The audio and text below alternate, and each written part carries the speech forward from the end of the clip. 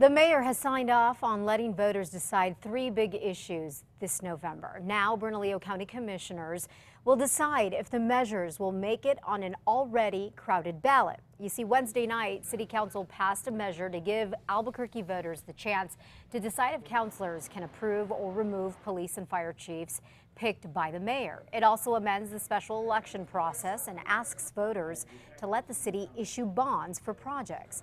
Last week, the mayor vetoed a similar proposal that included decriminalizing pot and a tax hike. The race is officially over and New Mexico did not win. Tesla is confirming its $5 billion gigafactory and thousands of jobs that come with it are going to Nevada. I don't need to say that this is a significant and historic day for all of us. What the people of Nevada have created is a state where you can be very agile, where you can do things quickly.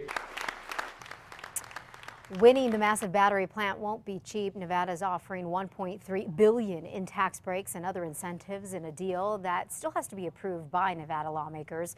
But the state estimates it'll be worth it, creating $100 billion in economic activity. Now, despite criticism from Democrats, New Mexico Governor Susana Martinez insisted yesterday that New Mexico made a serious impression on the California-based automaker. One of the members of the team said was, you have a great incentive package put together. Is there any way you can move your state a little closer to California? Now, Governor Martinez wouldn't divulge specifics on the state's offer. The automaker has snubbed New Mexico before. In 2007, the company announced it would build an auto factory on Albuquerque's west side. Tesla backed out a year and a half later after California made a better offer. The city of Albuquerque was a big part of the push to get Tesla's gigafactory here. Here is Mayor R.J. Berry's reaction to the whole deal. I think there's some advantages that Nevada has over New Mexico still, with tax codes and with the fact that they're a right-to-work state and we're not. And I think those are some things that our friends in the legislature should consider when they reconvene in January. Just continue to make us more and more competitive. The mayor tells us he feels the city did what it could have done, but it just wasn't enough. Between his office and the city council, there was nearly $30 million available to lure the company here. Mayor Berry did say just being in the running gave the city a lot of exposure for other potential businesses to come to New Mexico. But like anything else, we'll pick up. We have other opportunities on the table even today as we speak. We'll keep pursuing those, and I think our future's bright. The time right now is 5:03. As the UNM football team prepares to hit the field against Arizona State this weekend, UNM students will hit a different field for a tailgating party. It's just like the one UNM threw last weekend with thousands of students and a lot of booze included. It's a free party that is now raising some eyebrows. Oh gosh, it's like a rave. All right, so the Dean of Students, Thomas Aguirre, is talking about this giant Lobo party with UNM students doing a lot of drinking. The UNM approved student tailgate party happened in the field right next to University Stadium. It was a bring your own booze party and anyone with a ticket was allowed into the game. Now, security guards and sheriff deputies checked IDs and gave wristbands to students over 21, and staff tried to make sure that those under 21 were not drinking. It allows us to be able to monitor it and be able to present in a safe environment, because if we don't present it here, the worry is that they'll go somewhere else and do it.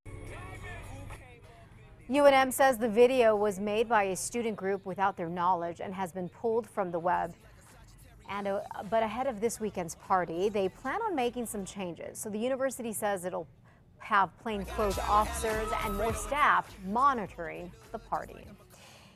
In just the first few weeks of school, party problems at a private apartment complex near UNM have the management company making some changes. UNM students are the ones who mostly live at the cottages located off of I-25 near Gibson. It opened last month, and the first weekend, APD was called out there because of a huge party. The next weekend, there was a fight that led to a shooting. The apartment complex is now enforcing new rules. Residents can only have one guest visit at a time and no more parties. More security guards will be hired as well to help keep the peace.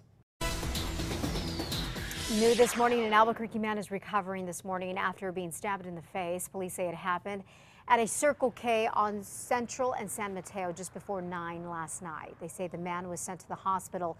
He is expected to be okay. For now, they are still working with witnesses who had been drinking with this man when the stabbing happened. Police are still looking for the suspect.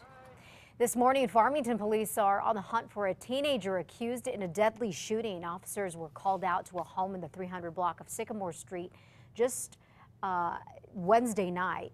There were 22-year-old Seth Stallings, was found dead there from a single gunshot wound, according to authorities. Police are now looking for 17-year-old Rafael Velasquez, who is a suspect in this case. If you have any information on his whereabouts, please call police.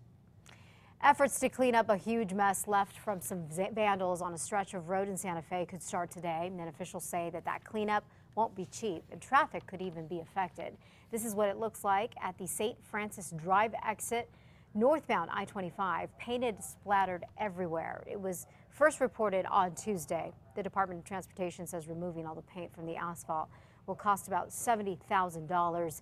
DOT officials say the money will come from its maintenance fund. Well, Tesla may be going elsewhere, we know that, but there is some good news on the job front this morning here in New Mexico. The Santa Fe Brewing Company announced it is creating more than 100 new jobs. The company is expanding production with the help of a $250,000 state grant. Right now, the microbrewery sells its beer in 9 states. The company's CEO says that the new positions will help them reach to expand. Once our necessary local permits are obtained, we'll be off and running. So I really appreciate the support. The $10 million project will happen in 2 phases. The company's CEO credits new tax laws on producing craft beer for his decision to grow the company here in New Mexico.